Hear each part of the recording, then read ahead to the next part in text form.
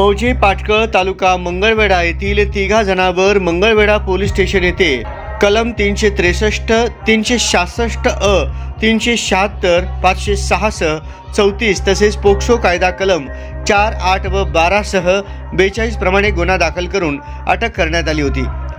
त्यानंतर सदर आरोपी नंबर 1 तर्फे पंढरपूर येथील जिल्हा व सत्र न्यायालयामध्ये नियमित जामीन मिळण्यासाठी अर्ज दाखल केला असता कोर्टाने आरोपीचा जामीन अर्ज मंजूर केलाय। त्यात हकीकत अशी की पीडिताच्या आईने आरोपी विरुद्ध पीडितेला फूस लावून पळवून नेऊन अत्याचार केल्याप्रकरणी गुन्हा दाखल केला होता।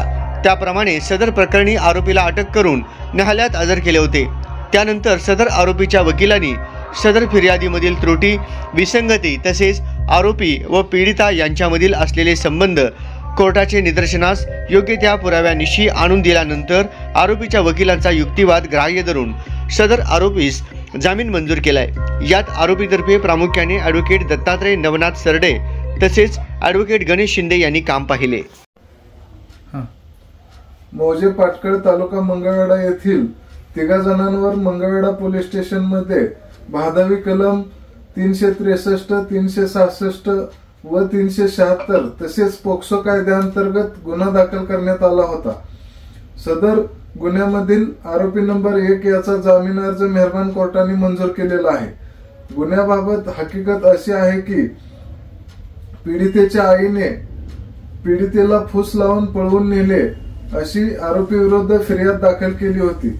सदर फिर्यादीबाबत मंगळवेढा पोलिसांनी सखोल चौकशी करून मेहरबान कोर्टात दोषारोप पत्र दाखल करण्यात आले। त्यानंतर सदर आरोपीचा जामीन अर्ज मेहरबान कोर्टात दाखल करण्यात आला।